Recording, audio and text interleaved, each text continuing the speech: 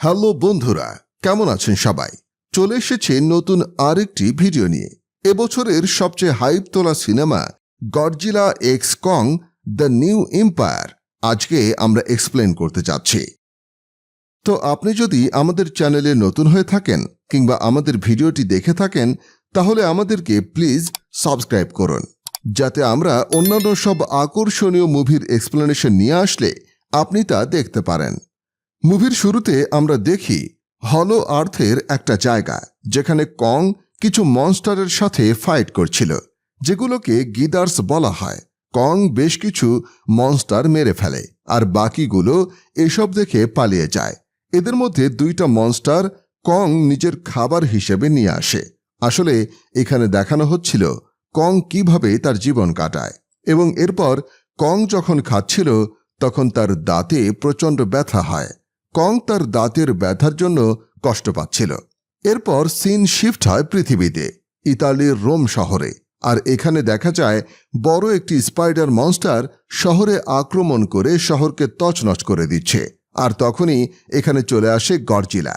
সে এসে স্পাইডার মনস্টারের সাথে ফাইট শুরু করে দেয়, আর অল্প কিছু সময়ের মধ্যেই গডজিলা সেই স্পাইডার মনস্টারকে মেরে মানুষকে বাঁচিয়ে দেয়। এরপরে রোমের গ্ল্যাডিয়েটর গ্রাউন্ডে গিয়ে রেস্ট নিতে থাকে। এরপর আবার হলো আর্থের দৃশ্য দেখানো হয়। এখানে আমরা এবার মোনার্ক নামের একটি টিমকে দেখি। তারা এখানে ছিল কংকে অবজার্ভ করার জন্য, আর সেই সাথে হলো আর্থ সম্পর্কে আরও ভালো করে জানার জন্য। তারপর হঠাৎ মোনার্ক টিমের রাডারে একটি অদ্ভুত সিগন্যাল আসতে শুরু করে। হলো আর্থে থাকা মোনার্ক টিম সেটা নিয়ে অবজার্ভ করার আগে সব রিপোর্ট পৃথিবীর মোনার্ক মেইন টিমে পাঠিয়ে দেয়। সেখানে ডক্টর এডিউস ছিলেন মোনার্ক টিমের প্রধান। মোনার্ক টিম এমন এক জায়গায় তাদের অফিসিয়াল আউটপোস্ট রাখে যার আশেপাশে একটা পোর্টাল আছে যা পৃথিবী আর হলো আর্থকে কানেক্ট করে। ডক্টর এডিউস সব কিছু রিপোর্টে দেখে বিশেষ কিছু পান না, তাই উনি আর এ নিয়ে বেশি ঘাটেন না। এরপর দেখা যায় জিয়াকে ডক্টর এডিউস অ্যাডপ্ট করেছিলেন আর স্পেশাল চাইল্ড স্কুলে ভর্তি করিয়ে দেন, যেখানে আর বাচ্চারাও জিয়ার মতো কথা বলতে পারে না। তো একদিন জিয়া ক্লাস করতে করতে তার মাথায় অন্য চিন্তা আসে। কং আর গডজিলা নিয়ে সে ভাবতে থাকে, এবং তার এই ভাবনা থেকে সে তার খাতায় নানা আঁকিবুকি করতে থাকে। কিন্তু হঠাৎ এটা তার টিচারের চোখে পড়ে, আর টিচার তখন ডক্টর এডিউসকে ডেকে এইসব দেখান যে তার বাচ্চা এইসব করে। তখন ডক্টর এডিউস জিয়াকে প্রশ্ন করে এসবের মানে কি। জিয়া ইশারায় বলে যে এসবের মানে কি তা জানে না। তার ভীষণ ভয় হচ্ছে, আর সে কংকে নিয়ে চিন্তিত, কারণ কংয়ের কিছু হয়ে যেতে পারে বলে সে ভাবছে। এরপর এডিউস জিয়ার আঁকা ছবি নিয়ে অনেক রিসার্চ করতে থাকে আর ভাবে কোথায় যেন এটা সে দেখেছে। এরপর হঠাৎ সে হলো আর্থ থেকে আসা সিগন্যালের তৈরি চিত্রের সাথে মিলিয়ে দেখে দুটোই এক, মানে হলো আর্থের ভিতরে আসলেই মারাত্মক কিছু হতে চলেছে। এরপর এডিউস আবার মোনার্কের অফিসে যায়, তার সিনিয়রের সাথে কথা বলে, আলাপ করে, কিন্তু তারা এডিউসকে পাত্তাই দেয় না। এরপর এডিউস চলে আসে সেখান থেকে, আর সে এবার বার্নির কাছে যায়। আগের সিকলগুলো যাদের দেখা তারা অবশ্যই চিনে থাকবেন বার্নি কে। বার্নি একটা বড় চরিত্র ছিল বিগত মুভির সিকুয়েলে। বার্নি দুইটা চিত্র মিলিয়ে দেখে বলে দুটোই তো একই। এরপর এডিউস বুঝতে পারে তার ধারণা হয়তো সঠিক হতে পারে। এরপর এডিউস আবার মোনার্কের অফিসে আসে যাতে তার সিনিয়রকে সব বুঝাতে পারে আর একটা ব্যবস্থা নিতে কাজ করে। কিন্তু এবার দেখা যায় যে হলো আর্থের মধ্যে মোনার্কের যে টিম ছিল তাদের সঙ্গে সংযোগ বিচ্ছিন্ন হয়ে যায়। আর এটা জানার পর সিনিয়রও মেনে নেয় এডিউস ঠিকই বলেছিল। হলো আর্থের ভিতরে আসলেই অস্বাভাবিক কিছু হচ্ছে, যার রহস্য সমাধান করতে হবে। সিনিয়র এবার এডিউসকে সব দায়িত্ব দেন আর ভরসা করেন যে এডিউসের সমাধান অবশ্যই হবে। তাই এডিউসকে টিম লিডার করে একটা দল গঠন করার কথা বলেন সিনিয়র। তারপর তারা সবাই হলো আর্থে গিয়ে পর্যবেক্ষণ করবে আর তার সাথে বাকি সাথীদের কি হলো সে রহস্য উদ্ঘাটনের চেষ্টা করবে। কিন্তু ইতিমধ্যেই জায়গাটা হঠাৎ কেঁপে ওঠে, আর এরপর দেখা যায় মোনার্কের আউটপোস্টের পাশে যে পোর্টাল ছিল সেখান থেকে কং বেরিয়ে আসে, আর বেরিয়েই সে পাশে একটা জায়গায় গিয়ে শুয়ে পড়ে। এরপর অ্যাডিউস বেরিয়ে আসে কংকে দেখার জন্য, আর তার সাথে জিয়াও আসে। জিয়া গডজিলাকে দেখে অনুমান করে যে তার কোথাও কষ্ট হচ্ছে বা ব্যথা হচ্ছে। তখন সেখানে একটা ডাক্তার ডাকা হয়, যিনি একজন বড় পশু চিকিৎসক। তিনি এসে দেখেন কংয়ের দাঁতে ইনফেকশন হয়েছে, আর তার জন্য সে ব্যথায় কষ্ট পাচ্ছিল। ডাক্তার তখন তার সেই দাঁত ফেলে দিয়ে সেখানে নতুন দাঁত লাগিয়ে দেয়। এরপর কং সুস্থ হয়ে চলে যাচ্ছিল। তখন আমরা অন্যদিকে দেখি রোমে গডজিলা তাণ্ডব শুরু করে দিয়েছে, সমুদ্রের মাঝে নেমে যাচ্ছিল। মোনার্কের টিম ভাবে যেহেতু কং হলো আর্থের বাইরে আছে, তাই গডজিলা কংয়ের কাছে আসবেই, যাতে আবার একটা মারামারি করতে পারে। কিন্তু দেখা যায় গডজিলা কংয়ের দিকে না গিয়ে বরং অন্যদিকে যাচ্ছে। মোনার্কের টিম তখন ইনভেস্টিগেশন শুরু করে আসলে গডজিলা কোথায় যাচ্ছে। কিছু সময় পর তারা জানতে পারে যে গডজিলা যেদিকে যাচ্ছে সেদিকে একটা টাইটান টিম আছে, যেটার গুহা থেকে বিভিন্ন রেডিয়েশন নির্গত হচ্ছিল। গডজিলা আসলেই সেখানে গিয়ে টাইটানের সাথে যুদ্ধ করে, সেই রেডিয়েশনের প্রতিফলন প্রতিহত করতে চায়। এরপর গডজিলা সেখানে গিয়ে টাইটান টিমের সাথে ফাইট করে, আর এরপর তাদের পরাজিত করে তাদের গুহায় গিয়ে রেডিয়েশন নষ্ট করতে থাকে। রেডিয়েশন নষ্ট করার সাথে সাথে গডজিলার পেছনের স্পাইক পিঙ্ক কালারের হতে থাকে। এদিকে মোনার্কের টিম গডজিলার ব্যাপারে চিন্তা বাদ দিয়ে হলো আর্থে যাবার প্ল্যান করে। তখন সেখানে বার্নি বলে সেও হলো আর্থে যাবে। এখন অ্যাডিউস, জিয়া, বার্নি, ট্রোপার আরেকজন সঙ্গী সহ স্পেসশিপে করে হলো আর্থে যাবার সিদ্ধান্ত নেয়। কং যখন আউট স্পেসের বাইরে পোর্টালের মাধ্যমে হলো আর্থে প্রবেশ করে, মোনার্ক টিম সেদিক দিয়ে প্রবেশ করে, কিন্তু কং সঠিকভাবে প্রবেশ করে তার জায়গায় গিয়ে বিশ্রাম নিতে থাকে। আর মোনার্কের এই টিম গিয়ে পড়ে আগের টিমের কাছে, যারা প্রথম টিম হিসেবে পৃথিবীতে সিগন্যাল পাঠাচ্ছিল।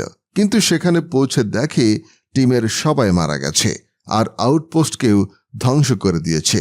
কে এই কাজ করতে পারে ভাবতে ভাবতে পাশের এক পাহাড়ে বড় এক মাইকি কিং টাইপ হাতের থাবার চিহ্ন পায়, যা অনেকটা কংয়ের মতো, এবং তারা নিশ্চিত যে কং এসব কাজ করতেও পারে না, আর কং মানুষকে ভালোবাসে। তাই কে বা কারা এই কাজ করেছে তা বের করার জন্য তারা হলো আর্থকে আরও পর্যবেক্ষণ করে। এজন্য আস্তে আস্তে তারা জঙ্গলের ভিতরে যেতে থাকে। কিন্তু কিছু সময় পরে একদল আদিবাসী তাদেরকে ঘিরে ধরে। এরা ইভি উপজাতি, আর এরা হলো সেই ধরনের উপজাতি যাদের একজন সদস্য ছিল জিয়া। তারা এসে অ্যাডিউসের টিমকে তাদের রানীর কাছে নিয়ে যায়। ইভি উপজাতিদের রানী জিয়াকে দেখে চিনে ফেলে যে জিয়াও তাদের মতোই একজন, আর এরপর তাকে কাছে ডেকে তার হাত ধরে সব তথ্য নিয়ে নেয়, আর জানতে পারে জিয়ার সাথে যারা এসেছে তারা অনেক ভালো মানুষ। তারা জিয়াকে খুবই ভালোবাসে, আর তাই এরা ইভির জন্য ক্ষতিকর নয়। তখন রানী তার সেনাদের অস্ত্র নামাতে বলে। এরপর রানী তাদের একটি গুহায় নিয়ে যায়, যেখানে দেয়ালে অনেক পেইন্টিং আর আঁকিবুকি ছিল, যা দেখে অ্যাডিউস কিছুটা অনুমান করতে পারে যে কি হচ্ছে। সে জানতে পারে এভি উপজাতিরা মাত্র দুই জায়গায় বাস করত, এক হলো হলো আর্থ আর আরেকটি হলো স্কাইল্যান্ড, যেখানে একসময় বড় কোনো তুফানে ধ্বংস হবার পর সব ইভিরা মারা যায়, শুধু জিয়ায় বেঁচে থাকে। তখনও এডিউস তাকে নিয়ে এসেছিল। এখানে আরও জানা যায় যে কয়েকশো মিলিয়ন বছর আগে এখানে শাসন করত এক ধরনের প্রোটেক্টর টাইটান, যার মধ্যে কিছু মাইকি টাইটান যারা কং টাইপের প্রোটেক্টর, যাদের কাজ ছিল বিভিন্ন এনিমি থেকে প্রকৃতিকে রক্ষা করা। আরেকটি টাইপ ছিল যারা গডজিলা টাইপ টাইটান, যাদের কাজ ছিল প্রকৃতির সৌন্দর্য রক্ষা করা। কিন্তু এদের মধ্যে এক টাইপের ছিল মাইকি মনস্টার টাইপ, যে চাইছিল পুরো পৃথিবীর উপর শাসন করে নিজের মতো রাজত্ব করতে। এজন্য সে অন্যান্য মাইকি জোগাড় করে একটা টিম গঠন করে, যা দিয়ে টাইটানের উপরে আক্রমণ করে এবং সবাইকে এক এক করে মারতে থাকে। মাইকি টাইটানদের মারার পর যখন গডজিলা টাইটানের মুখোমুখি হয় তখন মাইকি মনস্টার অনেক গডজিলা সেনাকে মেরে ফেলে। কিন্তু যখন মেইন গডজিলার সাথে মারামারি শুরু হয় তখন সে টেকনিক করে মাইকি মনস্টারকে হলো আর্থে নিয়ে আসে আর এমন এক জায়গায় বন্দি করে যেখানে চারপাশে গরম গলিত লাভায় ঘেরা, যাতে চাইলেই বেরিয়ে আসা না যায়। এখানে ডক্টর অ্যাডিউস জানতে পারে মাইকি মনস্টার যে কিনা পৃথিবীর উপরে কবজা করতে চেয়েছিল তার নাম স্কারকিং। এখানে ইভি উপজাতির রানী বলে এই স্কারকিং এমন এক জায়গায় বন্দী ছিল যা কোনোদিন সে বের হতে পারবে না। কিন্তু ইদানিং তারা জানতে পারে যে ভবিষ্যৎবাণীর মাধ্যমে এবার মাইকি মনস্টার এসে অনেক তাণ্ডব করবে আর সেখান থেকে বাঁচতে তাদের জিয়াকে লাগবে। তাই তারা জিয়াকে বিভিন্ন সিগন্যাল দিয়ে চিন্তা পাঠাচ্ছিল। এখানে রানী বলে তাদের জন্য জিয়া ইম্পর্ট্যান্ট কেন। আসলে ইভিরা মথুরার পূজা করত। মথুরা ছিল মনস্টারের দেবী, কিন্তু আসলে সে ভালো ছিল আর তাকে গডজিলার সাথী হিসেবে ধারণা করা হতো। কিন্তু মথুরা তো মারা গেছে, তবুও তাকে আবার জাগ্রত করা যেতে পারে। আর মথুরাকে জাগ্রত করতে পারবে একমাত্র সেই ইভিরাই যারা স্কাইল্যান্ডে বাস করত। আর জিয়া একমাত্র ইভি যে স্কাইল্যান্ডে বাস করত, এজন্য সেই পারবে ম্যাথুরাকে আবার জাগিয়ে তুলতে। ম্যাথুরাকে জাগানোর কারণ হচ্ছে ভবিষ্যৎবাণী অনুযায়ী স্কারকিং পুরো পৃথিবীর উপরে কবজা করে ধ্বংসযজ্ঞ চালাবে, যা একমাত্র ম্যাথুরাই প্রতিহত করতে পারে। এরপর আমরা কংকে দেখি। সে সেখানে হাঁটতে হাঁটতে কই যেন যাচ্ছে। একসময় সে একটা ঝর্ণার কাছে আসে আর সেটাও পার করে অন্য ল্যান্ডে চলে যায়। তখন তার কাছে একটা বাচ্চা মাইকিং টাইটান আসে। কং ভাবে এ তো বাচ্চা আর নিষ্পাপ, তাই ছেড়ে চলে যায়। কিন্তু পরক্ষণেই সে বুঝতে পারে সে আসলে এতটাও নিষ্পাপ বা সরল নয়। এরপর অনেকগুলো মাইকি মনস্টার কংকে আক্রমণ করে মেরে ফেলতে চায়, কিন্তু কং তাদের প্রতিহত করে আর 2-1 জনকে খাদ থেকে ফেলে দেয়। দেখে বাকিগুলো ভয় পেয়ে পালিয়ে যায়। এবার কং সে বাচ্চা মাইকি টাইটানকে ধরে ফেলে এবং তারা বলে সব মাইকি মনস্টার যেখানে থাকে সেই আস্তানায় নিয়ে যেতে। তারপর সেই বাচ্চা মাইকি টাইটান কংকে নিয়ে যেতে থাকে, কিন্তু রাস্তায় নানাভাবে তাকে আক্রমণ করে। কিন্তু প্রতিবারই কং প্রতিহত করতে থাকে। এমনিভাবে মাঝে খিদা লাগলেও কং সেই মাইকি টাইটানকে খাবার ব্যবস্থা করে দেয়। এতে মাইকি মনস্টার ভাবে কং আসলে এত খারাপ না। এরপর সে তাকে মাইকি মনস্টারের আস্তানায় নিয়ে যায়। সেখানে চারপাশে অনেক লাভায় ঘেরা, তাই প্রবেশ এবং বাইরের পথ খুবই ছোট। তো এখানে কং অনেক মাইকি মনস্টার দেখে যারা নিজের মতো কাজ করছে আর এদের উপর কন্ট্রোল রাখা একটি লিডার আছে। কিছুক্ষণের মধ্যেই সেই লিডার কংয়ের সামনে আসে আর সে আর কেউ নয়, স্কারকিং। কংয়ের সামনে আসার পর দুজনের ফাইট হয়, কিন্তু কং বারবারই জিতে যাচ্ছিল। এরপর স্কারকিং তার শরীরের থেকে হাড্ডি খুলে নীল রঙের একটি ক্রিস্টালের উপর হাত দিয়ে কিছু একটা বিড়বিড় করে বলতেই অন্ধকার একটা গুহা থেকে শিমো বেরিয়ে আসে।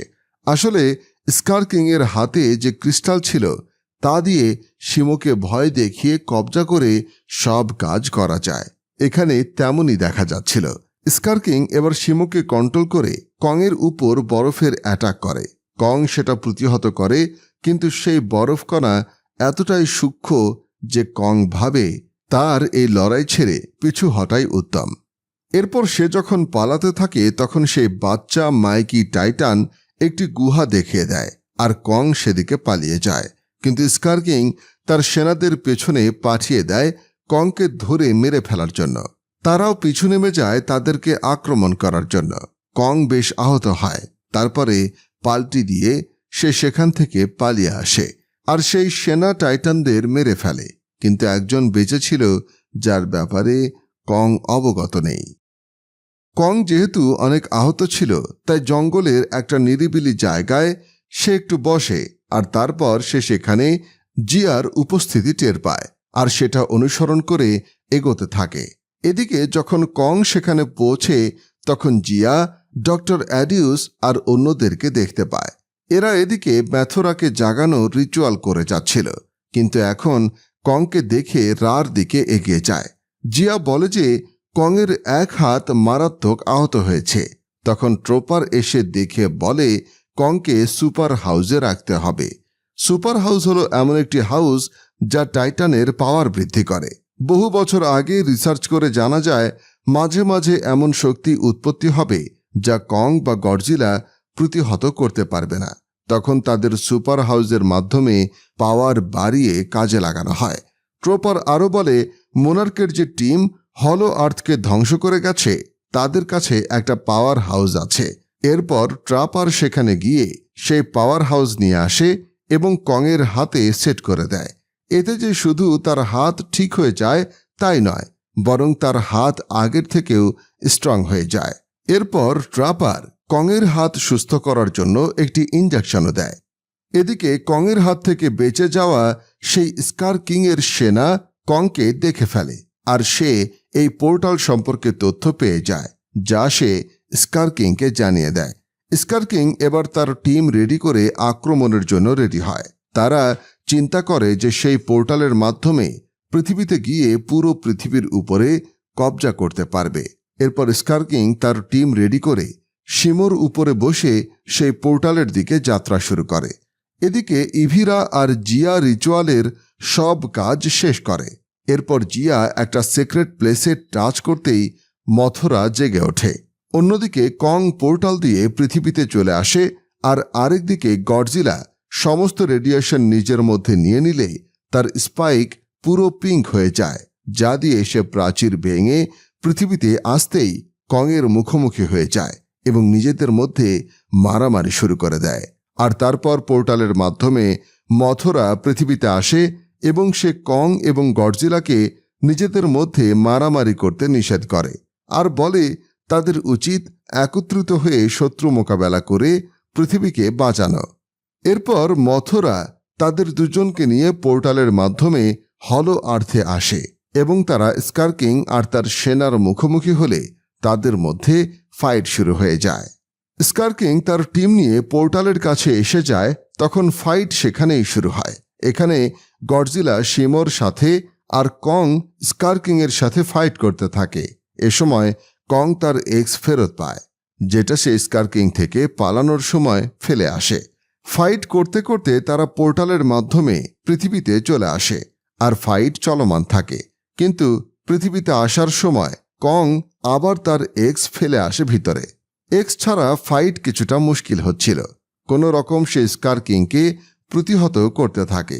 ওদিকে শিমোর সাথে গডজিলার ফাইট ভালোভাবেই জমে উঠেছে, কিন্তু এখানে স্কার কিং আবার ক্রিস্টাল দিয়ে শিমোকে কন্ট্রোল করে।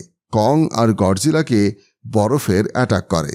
যেহেতু শিমু তাদের থেকে আকারে বড়, তাই এসব অ্যাটাক বেশ ভালোভাবেই প্রভাব ফেলে। এদিকে সেই ছোট মাইকি টাইটান কংয়ের এক্স দেখতে পায়, আর সেটা নিয়ে পোর্টালের মাধ্যমে পৃথিবীতে আসে। এদিকে ফাইটের এক পর্যায়ে ক্রিস্টাল পড়ে যায় স্কার কিংয়ের হাতে। সে উঠাতে যায়, কিন্তু কং বাধা দেয়, আর সে মানকি টাইটান এক্স দিয়ে ক্রিস্টাল ভেঙে দেয়। এতে শিমো ফ্রি হয়ে যায়, মানে সে আর স্কার কিংয়ের বাধ্য নয়। এবার স্কার কিং একা হয়ে গেলে কং আর গডজিলা তাকে সেইভাবেই মারতে থাকে। এক পর্যায়ে কং তাকে এক হাতে উঁচু করে ধরে, আর শিমো তাকে বরফে পরিণত করে। এরপর মাটিতে ফেলে কং তাকে মেরে ফেলে। এভাবেই স্কার কিং শেষ হয়ে যায়। তারপর গডজিলা ফিরে আসে রোমে আর স্পেসে, আর কং, শিমো আর বাচ্চা মাঙ্কি টাইটান চলে যায় সেই মাঙ্কি টাইটানের এলাকায়। সেখানে গিয়ে বলে স্কার কিং মারা গেছে। এতে সবাই খুশি হয়। কং তাদের নতুন রাজা হয়। শিমো থাকে কংয়ের পোষ্য হিসেবে।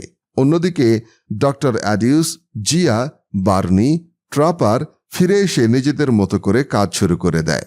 জিয়াও অ্যাডিউসের সাথে খুব সুখে বসবাস করতে থাকে। আর এখানেই মুভিটি শেষ হয়ে যায়। তো কেমন লাগলো আমাদের আজকের ভিডিও? আশা করি ভালো লেগেছে।